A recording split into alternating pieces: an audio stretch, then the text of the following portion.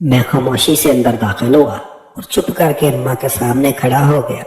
अम्मा इधर आओ अमर, मेरे पास बैठ जाओ। देखो बेटा, कल तुम कितना गलत काम कर रहे थे। इससे तुम्हारे जिस्म पर कितने बुरे असरात पड़ सकते हैं, तुम्हें अंदाजा भी है। सॉरी अम्मा, दोबारा नहीं करूँगा।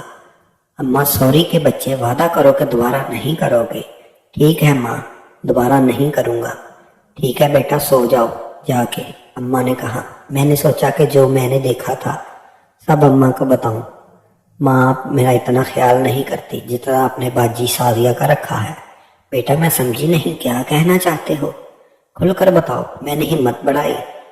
माँ, 25 दिन पहले वाली बात, रात को मैंने सब देख लिया था जो आप तीनों कर रहे थे। ये बात करते ही माँ का रंग पीला हो गया और माँ की हालत बिल्कुल खराब हो गई। माँ की ये हालत देखकर मैं डर गया और दिलासा दिया कि मैं समझता हूँ कि यह आपकी मजबूरी है। जितना मैं मजबूर हूँ इससे कहीं ज्यादा आप और बाजी शाजिया मजबूर है। बाजी शाजिया की बातें भी मैंने सुनी है कि वो कितनी मजबूर है। माँ फिक्र न करें, ये मेरा और आपका राज रहेगा। बाजी शाजिया को भी पता नहीं चलेगा कि मुझे सब पता है, और ना ही सहेल को पता चलेगा। बस आप एंजॉय करती रहा करो। मेरी ये बात सुनकर माँ काफी रिलैक्स हो गई। माँ ने नजरें झुकाई थी। सॉरी बेटा, लेकिन तेरे बाबा 4-5 साल बाद घर आता है। बेटा मैं बहुत बर्दाश्त करने की कोशिश करती हूँ, लेकिन नहीं होता मुझसे। मैं हंस दिया। वैसे माँ, एक और बात। माँ, क्या? कौन सी? मुझे यकीन नहीं हो रहा। सहेल कितना छोटा है और उसका तो कितना बड़ा है। माँ हंसकर मेरा कान खींचकर बोली, चल शैतान, कोई अपनी माँ के साथ भी इस तरह की बातें करता है। मैंने कहा कि आपसे हमेशा मेरे दोस्तों की तरह रही है, तो हम ये बात खुलकर कर सकते हैं। अब माँ मुकम्मल मेरे साथ क्लोज हो गई थी। हाँ बेटा, आपको तो मैंने दूध में गोली खिला ही थी, इसको भी तुमने जाया किया था। जी माँ, अगर जाया ना करता तो ऐसा नज़ारा देखने को किधर मिलता। अच्छा माँ, मेरी एक रिक्वेस्ट है, सहेल को दोबारा बुलाओ ताकि मैं दोबारा फिल्म देख सकूं। चल कमीने, अब तुझे अपनी माँ को ऐसा देखकर अच्छा लगता है? माँ प्लीज, मेरी खातर। ठीक है, अभी तो 25 दिन हुए हैं कि सहेल यहाँ आया था। प्लीज माँ, खाला को कोई बहाना बनाओ और कुछ करो। ठीक है, कल बात करेंगे, अभी तो रात के 3 बज गए हैं। नहीं माँ, अभी कॉल करो। वो लोग देर तक जागते हैं कि समरीन कल ही सहेल को भेजे। अमर बीमार है, मार्केट से सामान लाने वाला कोई नहीं और मुझे तकलीफ होती है। समरीन खाला ने हंसकर कहा, क्या अमर तू नहीं है तेरे पास? माँ ने मुझे चुप रहने का इशारा किया। नहीं, वो अपने कमरे में सोया हुआ है। अच्छा बस कल जल्दी भेज इसको। खाला ठीक है, लेकिन सहेल को ना पता लगे। माँ ठीक है, फोन बंद कर दिया। मैंने माँ को हैरान नजरों से देखा। माँ, खाला को भी पता है? हाँ बेटा, इसकी मर्जी से ये होता है, लेकिन सहेल को नहीं पता। ठीक है माँ, बस जल्दी से सहेल आ जाए, बहुत जल्दी है मुझे। माँ हंसकर बोली। मैं हंसकर माँ से, इस दफा मेरे सामने करना ठीक है। माँ बोली, नहीं बेटा, ये नहीं हो सकता, सहेल को पता चल जाएगा। मैंने कब कहा है कि सहेल को पता लगे? बस वैसे ही मेरे कमरे में एक बेड और एक चारपाई पर मैं सो जाऊंगा और एक बेड पर आप दोनों रहोगे, और गोली का बहाना करना, इसको गोली खिलाई है, और दूसरा मेरे कमरे में हीटर भी है। माँ हंसकर, मैं तो तुझे छोटा समझती थी, लेकिन तुम तो बड़े कमीने हो, प्लान भी तुमने सोच लिया था। ठीक है बेटा, मुझे भी नींद पूरी करने दो, तुम भी पूरी कर लेना। ऐसे भी वो कल तेरी माँ को सारी रात जगाए रखेगा। ठीक है माँ, गुड नाइट। सुबह नाश्ता किया तो सहेल की कॉल आ गई। अमर, माँ बता रही थी कि आप बीमार हो। हाँ यार, जल्दी आ जाना। ठीक है, मैं निकल गया हूँ। माँ को खुशखबरी सुनाई। बेटा, सहेल के सामने नाटक करना, उसे पता नहीं लगना चाहिए। ठीक है माँ। सहेल का टाइम हो गया। माँ भी गजब की तैयार हुई थी और सहेल भी आ गया। मैंने गले लगाया, मैंने भी सलाम दुआ की। माँ ने सहेल को एक स्माइल दी कि बेटा मैं चाय बना कर लाती हूँ। सहेल ने बताया, खाला जान, मैं थोड़ा आराम करना चाहता हूँ, सफर की वजह से थका हुआ हूँ। माँ मुस्कुराकर बोली, ठीक है बेटा, मेरे कमरे में सो जाओ। सहेल माँ के कमरे में सो गया और माँ खाना बनाने चली गई और हम बाहर घूमने गए। शाम को घूमने के बाद वापस आए और खाना खाया।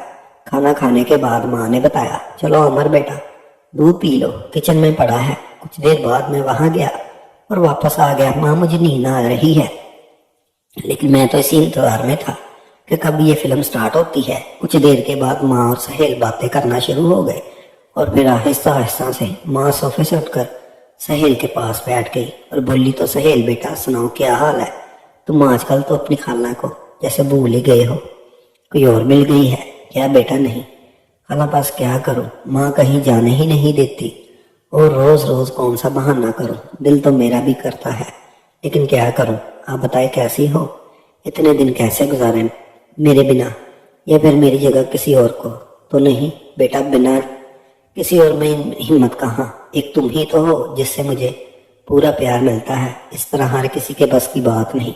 سہیل ہنسنے لگا، اچھا جی تو یہ بات ہے، چلو آج 25 دن کی ساری کسر نکالتے ہیں۔ ایسے خالہ اگر یہاں پر عامر اٹھ گیا اور ہم دونوں کو اس طرح دیکھ لیا تو بہت مسئلہ ہو جائے گا، اس لیے میری صلاح ہے کہ چلے خالہ آپ کے کمرے میں چلتے ہیں، وہاں پر کوئی نہیں ہے اور کسی چیز کا خطرہ بھی نہیں ہوگا۔ ماں بولی بیٹا ویسے بھی عامر کو میں نے 2 گولیاں دی ہیں اور اسے کچھ پتہ نہیں چلے گا، اور اس کمرے میں ہیٹر بھی ہے، میرے کمرے میں بہت ٹھنڈ ہے۔ ٹھیک ہے خالہ جیسے آپ کی مرضی۔ خالہ آپ نے شازیہ کو بلایا نہیں؟ اگر وہ ہوتی تو اور بھی اچھا ہوتا۔ کیوں بیٹا آپ کا خالہ سے دل بھر گیا ہے کیا؟ نہیں خالہ ایسی کوئی بات نہیں، آپ تو بہت اسپیشل ہے۔ تو بیٹا پھر سوچ کیا رہے ہو، شروع کرو۔ ماں اٹھی اور دونوں بیڈ کی طرف چلے گئے۔ چلتے چلتے ماں نے مجھے آنکھ ماری، میں کمبل سے چھپ چھپ کر دیکھ رہا تھا۔ اس طرح مسلسل 4-5 دن لگاتار ہوتا رہا اور پھر سہیل واپس چلا گیا۔ ماں تیرا تو کام ہوتا ہے لیکن میرا نہیں ہوا، میں نے بھی خالہ سے ملنا ہے۔ ٹھیک ہے بیٹا اس ہفتے سہیل کی ماں کو بلاتی ہوں، اور میں نے اس کو بالکل راضی کر لیا ہے۔ ماں سچ؟ ہاں بیٹا میں شازیہ کا کام کر سکتی ہوں تو تیرا کیوں نہیں؟ لیکن بیٹا وہ کہتی ہے کہ میں تیار ہوں لیکن میری ایک شرط ہے۔ کون سی شرط ماں؟ پتہ نہیں کیا کہہ رہی تھی کہ وہاں آ کر بتاؤں گی۔ یہ سن کر میں بہت زیادہ خفا ہوا۔ بیٹا خفا کیوں ہوتے ہو؟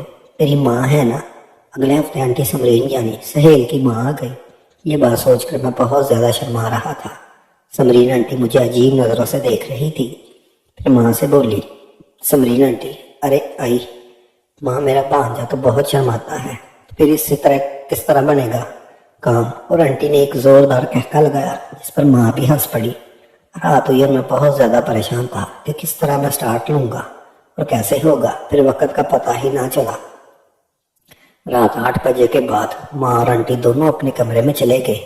میں نے دروازے کے ساتھ کان لگایا تو آنٹی نے ماں کو بتایا کہ ہائے ماں میں تیار ہوں اور اس کام کے لیے آخر عامر بھی تو میرا بیٹا ہے، لیکن میری شرط ہے کہ تم بھی ہمیں دیکھو گی۔